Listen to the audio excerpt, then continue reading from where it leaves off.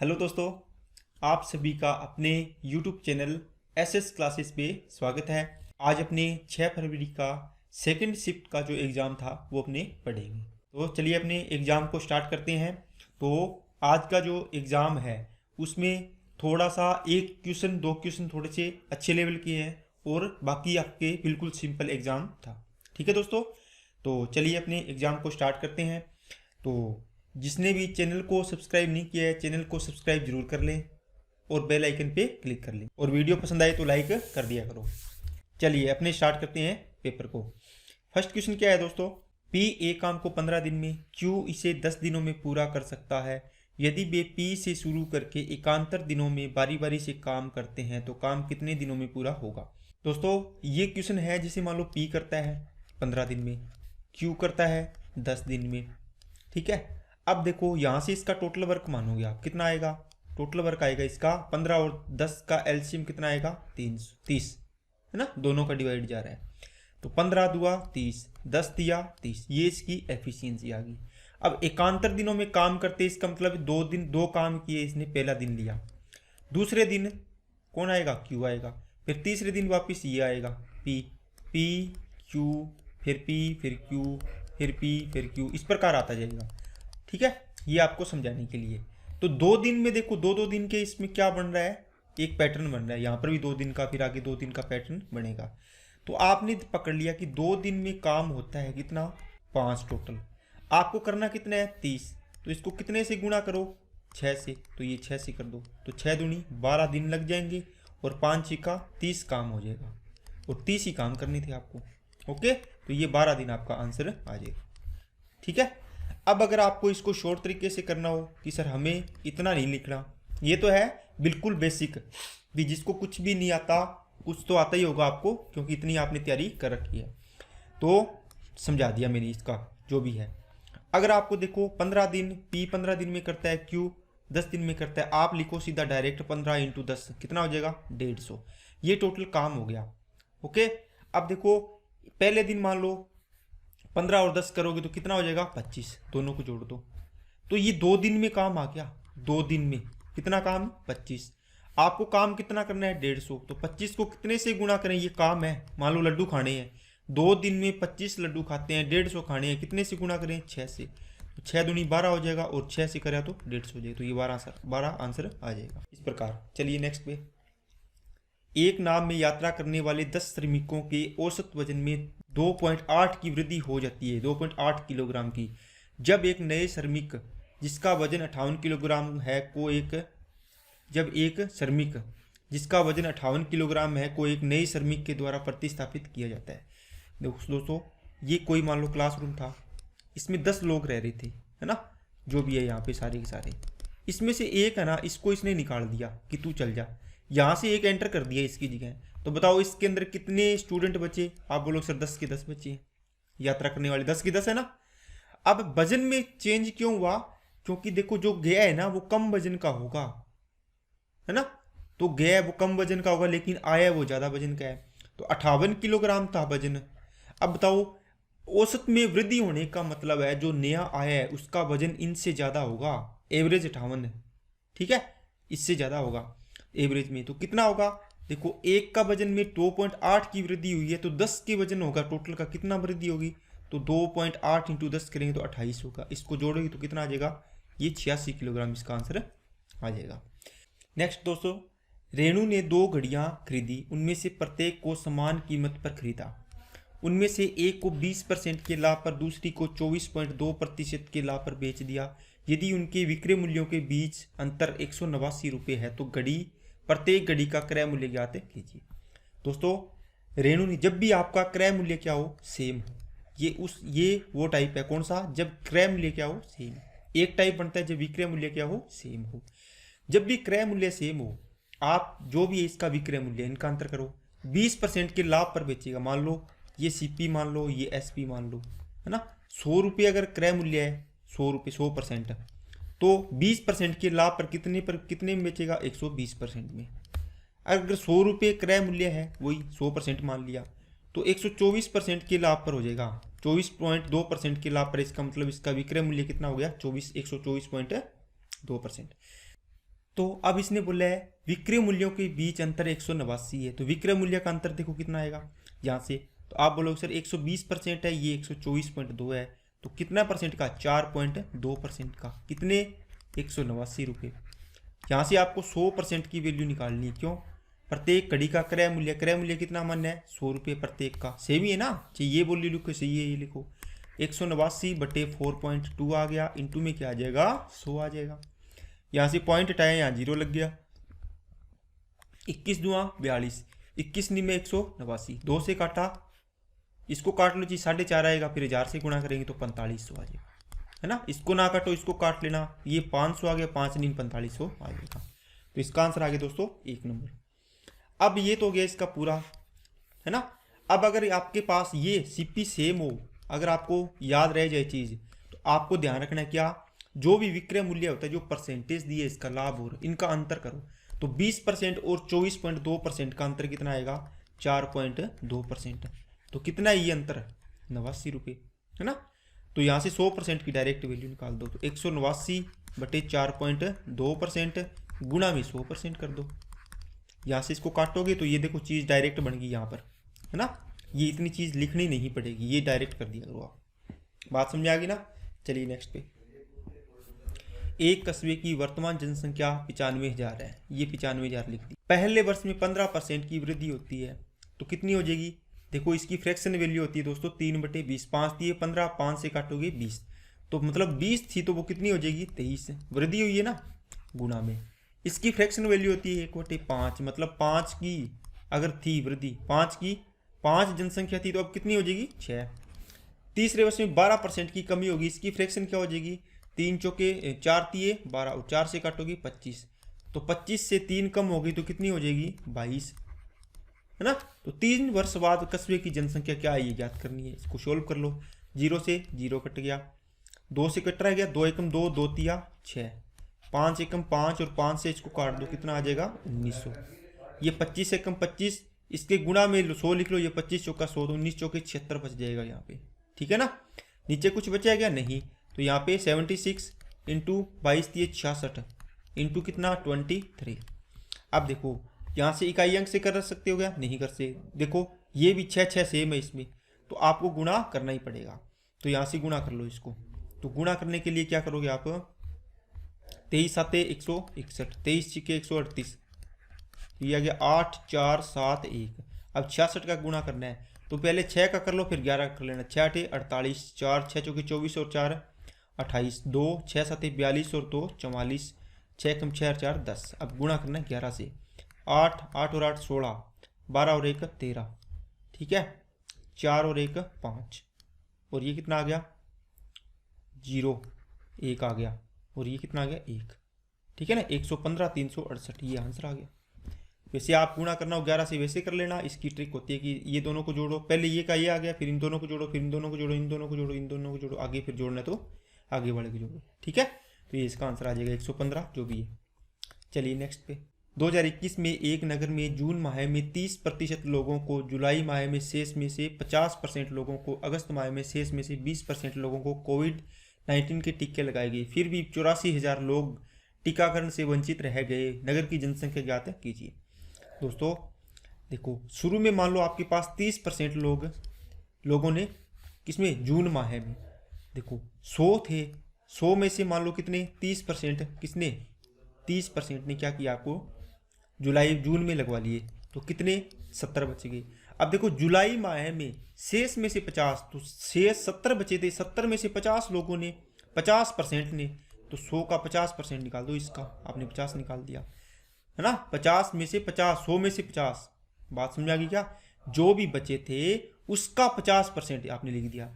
अब अगस्त में जो बचे थे यहाँ पे, ये जून में बचे थे, फिर ये जुलाई की थे ना।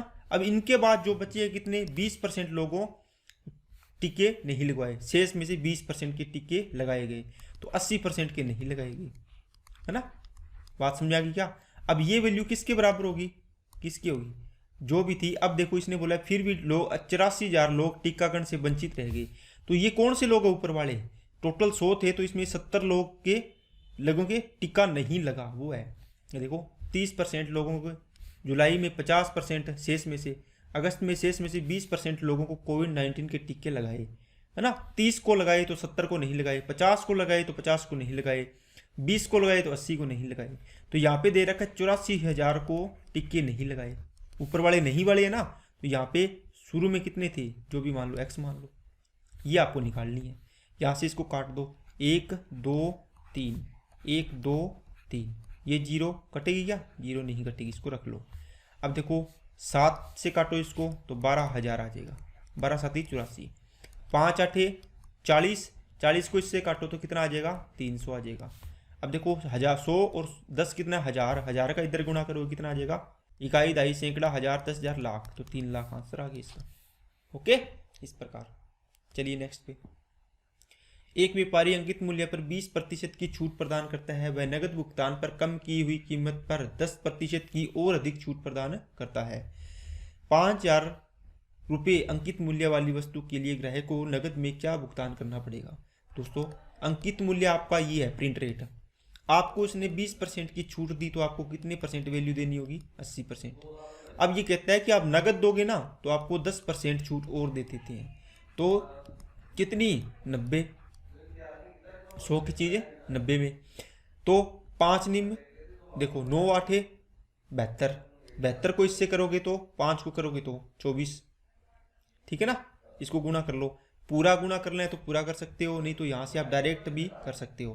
5 8 40, 4 निम 36, तो 36 आंसर आ जाएगा, ठीक है ना।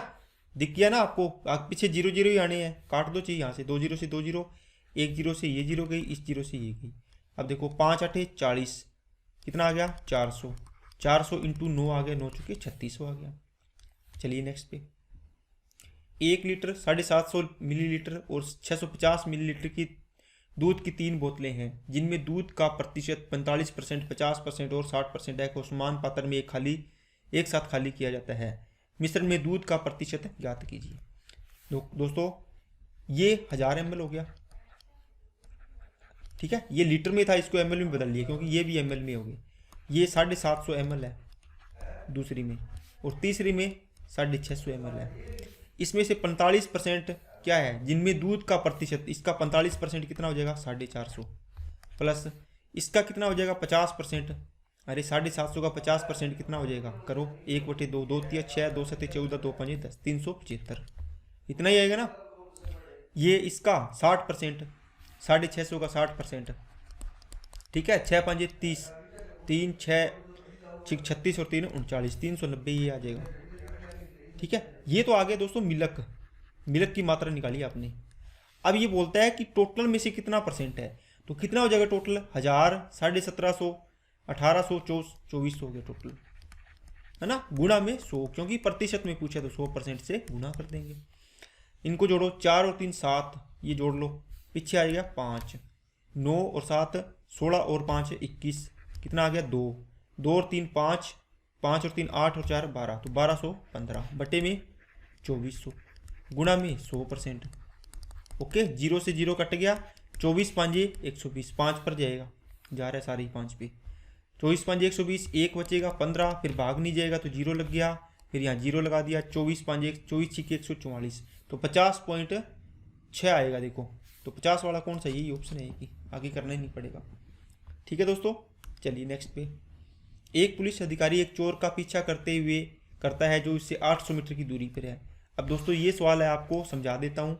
800 मीटर की दूरी पर है, यहाँ पे पुलिस वाला है, यहाँ पे कौन है, थीफ है, चोर, ठीक है।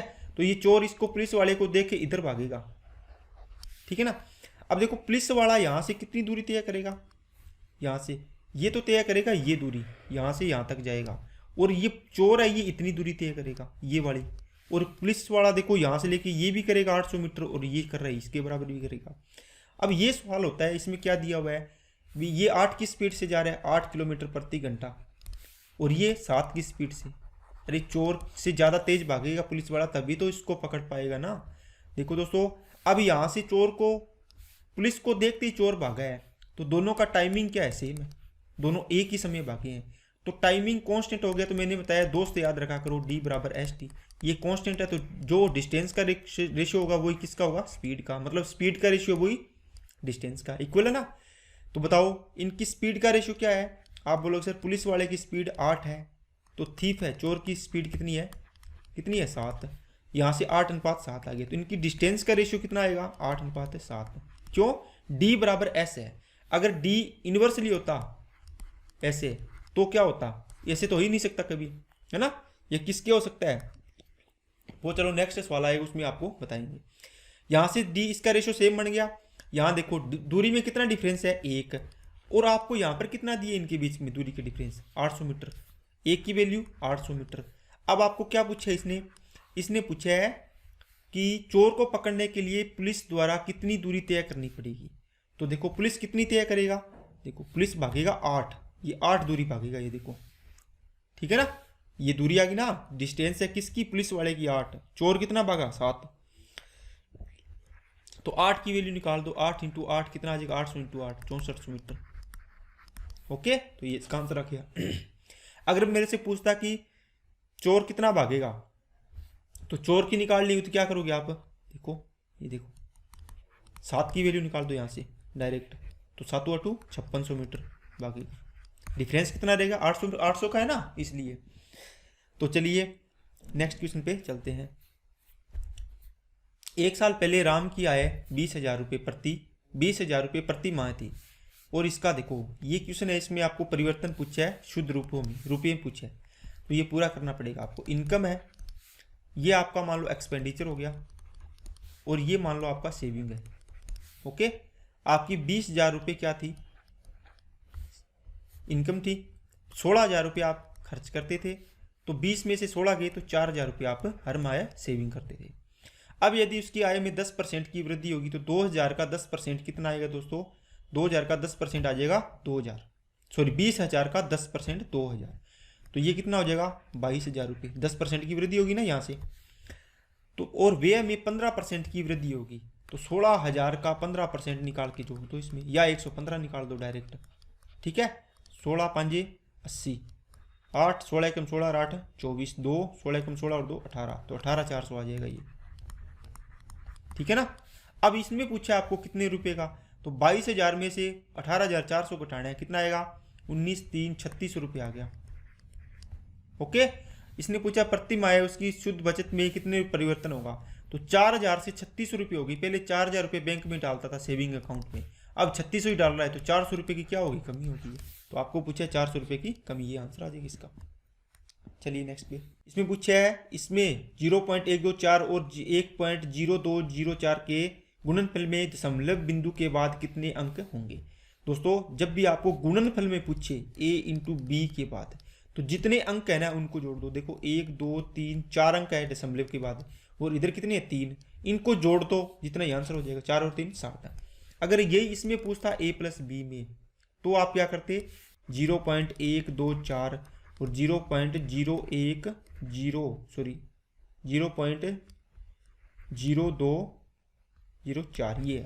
अगर इसमें जोड़ में पूछता, देखो प्लस में एडिशन में, तो आपके पास 4 4 2 1 0 कि कौन सा था मैक्सिमम वाला, ठीक है ना, 1 2 3 4। तो इसमें देखो 3 अंक है, इसमें कितने 4 अंक, तो जो मैक्सिमम होता है वो आता है जोड़ में, ठीक है ना। 1 2 3 4 अंक आ रहे हैं, अगर गुणा करना है तो इन दोनों को जोड़ दो, 4 इसमें आ गए और 3 इसमें आ गए, तो ये आंसर आ जाएगा 7। चलिए, एक डीलर अपने माल पर उसके क्रय मूल्य से 30% अधिक अंकित करते हैं। ये इसका सीपी है 100 रुपये मान लो आप, ठीक है। अधिक अंकित करता है मतलब अंकित मूल्य हो गया कितना 30%, तो 130 हो गया। अब कहता है अपने माल को न लाभ न हानि पर बेचने के लिए उसे किस छूट प्रतिशत की अनुमति देनी चाहिए। दोस्तों न लाभ न हानि का मतलब जितने का खरीदा मतलब क्रय मूल्य उस पर ही बेच देगा। भाई 100 रुपये की चीज लाया तो वो 100 में ही दे देगा, तो इसको 130 से कितना कम करना चाहिए, आप बोलोगे से 30 कम करना चाहिए। किससे 130 से, इस पे कम कर रहे हो ना, ठीक है ना, गुणा में 100%। अब इसको काट दो 0 से 0, तो 300 बटे आ जाएगा 13, कितना आ जाएगा दोस्तों 13 दूना 26 4 13 तिया 39 23 पॉइंट कुछ आएगा, ये आंसर आ गया आपको। चलिए नेक्स्ट पे, एक पुलिस वाला चोर को 120 मीटर की दूरी पर देखता है। वही सवाल है दोस्तों, वह चोर का पीछा करना शुरू कर देता है जो 6 मीटर प्रति सेकंड की चाल से दौड़ रहा है। पुलिस वाला 8 मीटर प्रति सेकंड की चाल से दौड़ रहा है। देखो ये पुलिस वाला है, ये आपको चोर लिख दिया मैंने, सी लिख दिया चोर। इसकी चाल कितनी है 8, इसकी कितनी है 6। ये स्पीड का रेशियो है। अगर इसका डिस्टेंस का रेशियो आएगा तो क्या आएगा 8 और इसका 6, है ना। रेशियो इसको काट सकते हो लेकिन ये भी रख सकते हो आप। अब इनमें दूरी का कितना डिफरेंस आ गया 2 की वैल्यू कितनी है 120 मीटर। एक की वैल्यू आपको कितनी निकालनी है, पुलिस से पकड़े जाने से पहले चोर के द्वारा तय की गई दूरी। चोर कितना भाग रहा है, देखो दूरी वाला ये अनुपात है, कितना भाग रहा है 6, तो 6 की वैल्यू निकाल दो। 120/2 इंटू में आ जाएगा 6, 3 12 तिया 36, 360 मीटर। अब देखो अब की बार इसका चोर का पूछ लिया। अगर मेरे से किसका पूछता पुलिस वाला, तो पुलिस वाला का मैं 8 की वैल्यू निकाल देता। 120/2 इंटू 8, 2 चौके 8, 480 मीटर। ठीक है ना, दोनों चीज़ आप निकाल सकते हो। चलिए नेक्स्ट पे 6 10 चतुर्थानुपाती निकालना है तो बीच वालों का गुणा होगा 10 इंटू 12 बटे इसका भाग दे दो। 6 दूनी 12 तो 20 आंसर आ गया इसका। सिंपल सा सवाल है। एक कपड़ा व्यापारी 520 रुपये प्रत्येक कीमत पर 42 कमीजें खरीदता है। यदि इनमें से प्रत्येक को 548 रुपये में बेच दिया, प्रत्येक कमीज पर उसका लाभ %। दोस्तों आप चाहे एक वस्तु खरीदो चाहे 10 खरीदो, सेम मूल्य वाली, है ना, तो आप एक पर देख लो एक को कितने में खरीदा और एक को कितने में बेचा, वही लाभ प्रतिशत होता है हर पर। चाहे 42 का निकाल के करोगे तो ही वही आना है। तो आपने मान लो सीपी खरीदा 520 रुपये की एक कमीज, रुपये नीचे कमीज लिखो चाहे ना लिखो वो आपको मैंने बता दिया। और यहाँ पे क्या आ जाएगा एसपी 548 रुपये। यहाँ से इसका रेशो बना सकते हो, है ना, नहीं तो यहाँ से डायरेक्ट कर सकते हो। 520 की चीज़ 548 में बेची है, कितने रुपये का लाभ हुआ है 28 का। कितने पर 520 पर, गुणा में 100% है। 0 से 0, 4 7 28, 4 से काटा 13, 70/30% आ गया। 13 6 78, 13 5 65, 5 वाला आंसर आ गया, ये आंसर आ गया। चलिए नेक्स्ट पे 25 डॉक्टर 5 घंटे में 75 रोगियों की जांच कर सकते हैं। यदि 5 डॉक्टर सेवा छोड़ देते हैं तो 6 घंटे में कितने रोगियों की सेवा की जा सकती है। दोस्तों 25 डॉक्टर 5 घंटे, ओके, 75 रोगी, तो काम नीचे आ गया बराबर कि 5 डॉक्टर छोड़ जाते हैं तो कितने बच जाएंगे 20। ठीक है, 6 घंटे काम करते हैं तो कितने रोगियों की जांच, तो एक्स रोगी, आपसे रोगी पूछ लिया, आप काट दो। 25 दिया 75, 5 चौका 20, क्रॉस मल्टीप्लाई करेंगे तो 3 चौके 12, 12 छक्के 72, तो 72 आंसर आ जाएगा इसका। चलिए नेक्स्ट पे एक त्रिभुज जिसका आधार और संगत ऊंचाई, ये एक त्रिभुज है, ठीक है, ये इसका आधार है, ये 3.2 है और इसकी ऊंचाई कितनी है 75। तो इसको मीटर में चेंज करोगे तो 0.100 का डिवाइड कर देंगे इसमें, तो 0.75 बन जाएगा मीटर। आपको क्षेत्रफल पूछा क्या होता है 1/2 गुणा आधार 3.2 गुणा ऊंचाई 0.75, 2 से काटा 1.6, 16 7 112, 16 5 80, 0 2 1 तो 1.2 ये आ जाएगा आंसर। ठीक है ना, ये 0 वाला वापस लगाएंगे हटा के। चलिए नेक्स्ट पे एक गोले पर किन्हीं 2 बिंदुओं पर सर्वाधिक दूरी। देखो दोस्तों गोला है, इसमें सर्वाधिक दूरी क्या हो सकती है मैक्सिमम। आप बोलोगे सर इसका व्यास होगा, तो व्यास कितना, सर्वाधिक दूरी 6 है, मतलब ये पूरी 6 है, तो इसकी त्रिज्या कितनी होगी 3। आपको गोले का आयतन पूछा है 4/3 पाई आर क्यूब, 4/3 गुणा में पाई इंटू में क्या आ जाएगा आर की क्यूब मतलब 27, तो 3 × 27 9 चौके 36, तो 36 पाई सेंटीमीटर क्यूब इसका आंसर आ जाएगा। सेंटीमीटर नहीं सॉरी इकाई क्यूब, घन इकाई लिख दिया ना इसने, यहाँ पे पाई और आना था, इसमें सभी में पाई पाई लगा था, वो गलत हो गया, लिखा नहीं गया। ठीक है ना, तो 36 पाई इसका आंसर आ जाएगा। चलिए दोस्तों नेक्स्ट क्वेश्चन पे चलते हैं। ये इस पेपर का सबसे अच्छा बढ़िया क्वेश्चन है ये, क्योंकि इसमें आपसे कैलकुलेशन करवाई है।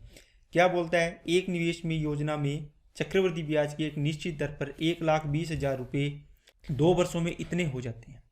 ठीक है, इसका मतलब आपके पास कोई धन था, ये 2 साल में कितना हो गया, है ना, प्रिंसिपल और ये अमाउंट, मतलब कोई धन मूलधन था, ये क्या हो गया मिश्र धन हो गया। तो आपने ये चैप्टर पढ़ा है तो आपने देखा होगा, आपने इसमें लिखा होगा 1,20,000 रुपये है, ये कितने हो गए 1,50,528। कोई धन 1,20,000 रुपये है, वो 1,50,528 हो गए, कितने टाइम में, देखो कितने में 2 साल में। तो ये है 2 साल की चीज चल रही है। ओके, यहां से इसको काटो कितना आएगा 10,000 आ गया ना, यहां से इसको काटो 12 एकम 12, 12 दूना 24, ठीक है, 12 5 60, फिर कितना हो गया 12 चौके 48 और ये 12 चौके 48, 12,544 आ गया। और ये कितने साल का है? 10,000 से इतना। अब यहाँ से देखते ही अगर आप आगे काटना है तो काट लो, है ना। अगर आपसे दिमाग में आपके आ गया कि सर ये तो 100 का स्क्वायर बन रहा है और ये कितना का बन रहा है? 112 का स्क्वायर बन रहा है कि नहीं बन रहा?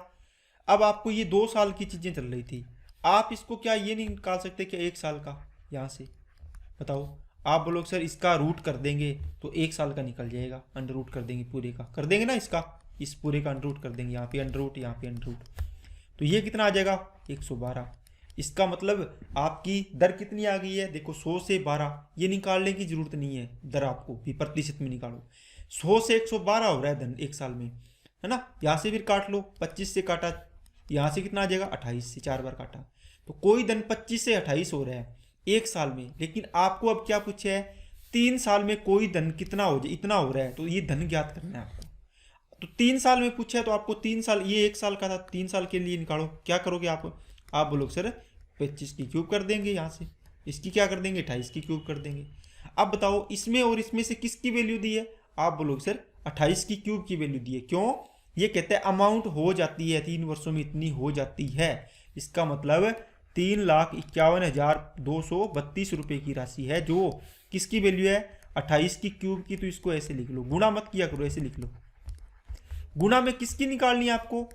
देखो आपको इसकी निकालनी है, ये देखो धन की, तो 25 की क्यूब निकाल लिया, मतलब 25 इंटू 25 इंटू 25। यहाँ से काटो, कितने पे जाएगा? कट रहा है क्या? काटो अब, 7 चौके 28 और 7 से इसको काटो, 7 पंजे 35, फिर 0 लगा दो, 7 एकम 7, 5 7 7 49 और 7 7 49, 7 छके 42, फिर इसको काटो, 7 चौके 28, फिर 7 से काटो, 7 7 49, 1 सेकेंड, 7 7 49, 1 7 एकम 7, 4 बच गए, 7 छके 42 और 7 8 56, फिर वापिस 7 से काटो, 7 चौके 28, 7 एकम 7, 0 7 दूनी 14, 7 चौके 28। देखो 4 चौके इसको काट लो 4 से, क्या 4 चौके 16 से काट दो डायरेक्ट, 16 छिके 96, 4 और 2 6, 16 चौके 64, 4 से इसको काटो, कितना आ गया? 16। अब देखो आपके पास बचे है 16 इंटू 25 कितना हो जाएगा? 625, इसको 25 रख लो। ओके, अब देखो 16, इसको 4 गुना कर दो इसको, या आप डायरेक्ट गुना कर सकते हो, नहीं तो इसको मैं ऐसे लिख लूँगा 4 इंटू 4 इंटू इसको 25 इंटू 25 लिख लो। चलो एक बार लिख लिया ना सभी को मैंने। यहाँ से देखो ये बन गया 100, ये दोनों, ये 25 और ये 4 क्या बन जाएगा? 100। यहाँ पे ये 25 बच गया गुणा में, तो कितना आ जाएगा? 25 वाला आंसर आना है। 25 वाला कहाँ है? ये रहा। बात समझ आ गई ना? इस प्रकार आपको कैलकुलेट करनी है। चलिए नेक्स्ट पे, पी और क्यू मिलकर एक कार्य को 20 दिन में, 20 दिन में, क्यू और आर मिलकर 30 दिन में करते हैं। पी प्लस क्यू एक काम को 20 दिन में, क्यू प्लस आर एक काम को 30 दिन में करते हैं। क्यू अकेला देखो पी आर से 2 गुना कुशल है। देखो इसमें देखो, अगर पी आर से 2 गुना कुशल है, इसका मतलब इसकी एफिशिएंसी 1 है तो इसकी 2 है। अगर आर की मैं 1 रखूं, यहाँ से इसका चलो एलसीएम ले लो एक बार, कितना आएगा? 60। आगे ना काम, 20 दिया 60, 30 दुआ 60। पी और क्यू की दोनों की एफिशिएंसी 3 है, इसका मतलब इसकी 1 मानू, इसकी 1 है ना, ये देखो, तो ये कितनी हो जाएगी? 2 हो जाएगी पी की। अगर पी की 2 है तो क्यू की कितनी होगी? यहाँ पे 1 होगी, तभी तो 3 बनेगी ना। ये देखो 2 और 1 है 3। अब यहाँ पे क्यू की 1 है, इसकी भी 1 है, तो 1 और 1 2 ये बन रही है, तो सारी की सारी चीजें सेटिस्फाई हो रही है। बात समझ आ गई ना? अब देखो क्या पूछा है? क्यू अकेला, तो क्यू को 60 लड्डू खाने, 60 के 60। किसको? क्यू को। एक दिन में कितने खाता है? 1। इसकी एफिशिएंसी 1 आई है ना, इसमें से क्यू और आर दोनों की है, इसकी भी 1 है, इसकी भी 1 आ गई, ये देखो निकाली है। 1 का डिवाइड कर देंगे, इसका आंसर आ गया 60। आज का पेपर अपना कंप्लीट होता है दोस्तों। कल अपने नेक्स्ट एग्जाम करेंगे, तो आपको इसी प्रकार इनको क्वेश्चनों को करना है। तो आपकी स्पीड भी बढ़नी चाहिए, आपको कैलकुलेशन है उसको थोड़ा सा इंक्रीज करना है, ठीक है ना। कैलकुलेशन अच्छी होगी तो आपको कोई भी टफ सवाल होगा उसको भी आप आराम से कर लोगे। तो ठीक है दोस्तों, आज के लिए इतने रखते हैं, बाकी अपने नेक्स्ट वीडियो में पढ़ेंगे। अगर आपको वीडियो अच्छी लगी हो तो लाइक करना, चैनल को सब्सक्राइब जरूर करें। Okay, thank you.